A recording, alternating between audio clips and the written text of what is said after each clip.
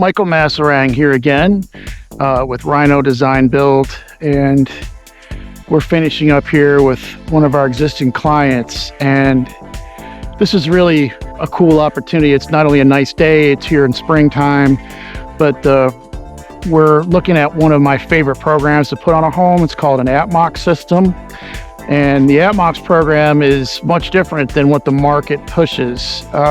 You can see it's a lovely home, lovely manicured home with good landscaping. The encapsulation market here in Charlotte, North Carolina is quite aggressive, and there's probably 50 companies that push an encapsulated type of protocol for the homeowners here. And we were referred to this job through a licensed mold and air quality specialist. And you know, this is a very high profile situation with clearance testing and so forth that was done. So, you know, we came in and took care of the microbial growth, and we recommended an Atmox program, as previously noted. And what's different about the Atmox program, it's a low voltage fan system. And you can see here, this crawl space is unducted.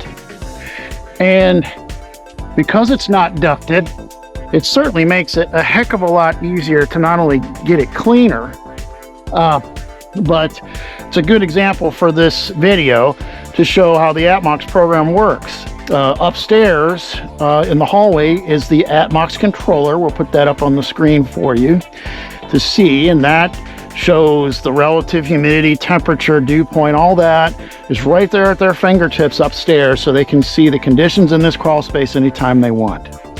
Down here, I'm looking at the B-Box hub. This is the central brains of the system. That's where you see these wires that are going off to the various pieces of equipment in the crawl space.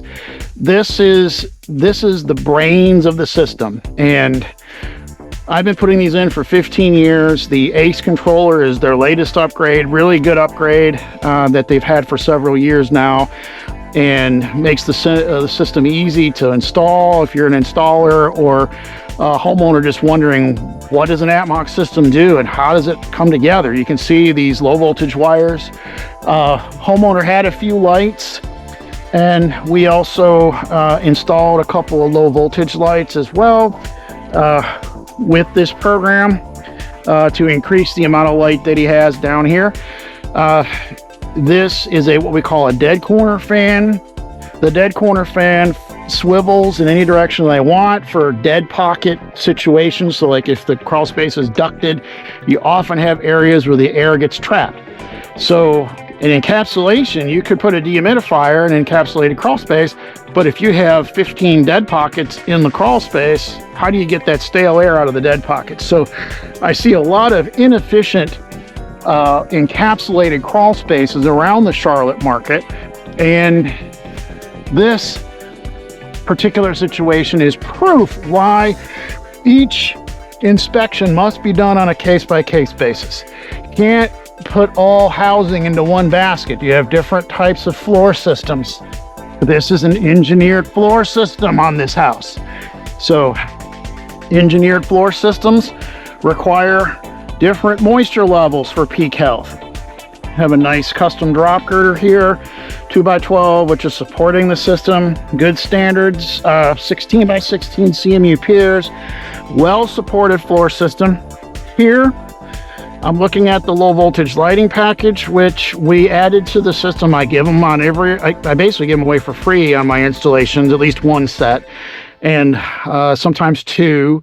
The customer had some existing lights, so we just stuck this back in the deeper part of the crawl space, and which, you know, is helping us to light up this space even more so.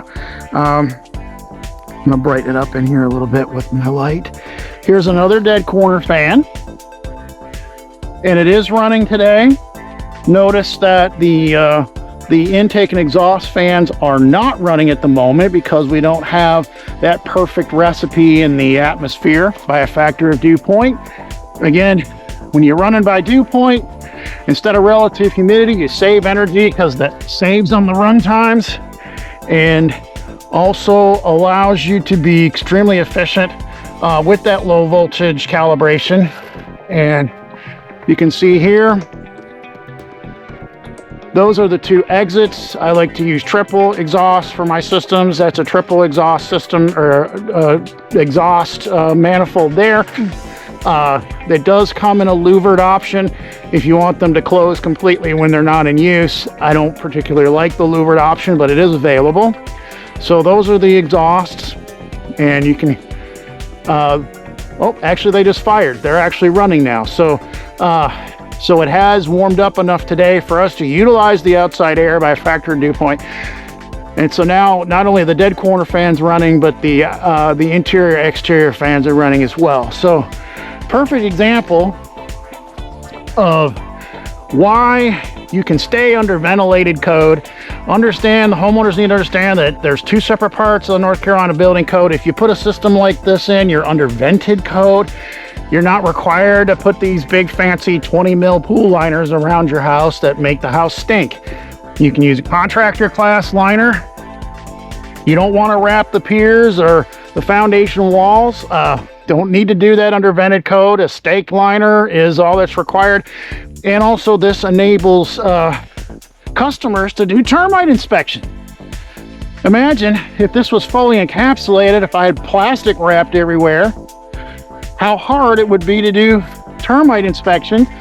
And I run into at least 2 of those a year where clients are fighting with their encapsulation installer, or the pest control company is pointing fingers at somebody else that, hey, termite tubes were discovered past the influence of the plastics, not our fault, who's going to pay for it? And the finger pointing goes on. In North Carolina, you do not want to cover up the outside, the curtain wall, or in this case the block wall. Here are the intake fans. They are running today. How nice and quiet. Very, very quiet. I always get a lot of questions about that. How noisy or how loud the fans are. It's less than, there's less noise than, let's say, a fan behind your computer. You know, it's very, very quiet. And instead of running a dehumidifier in 20 minutes, I can completely flush out the air column in this crawl space environment without a dehumidifier. I repeat, without a dehumidifier, and the rest of the vents that are not used are blocked with just standard foam board and expandable foam. So there are some similarities to the encapsulation. However, it's much healthier to maintain the stacking effect that the house was built with. The air comes in through the crawl space vents, it goes up the walls and out the attic vents. When you encapsulate, you change that dynamic.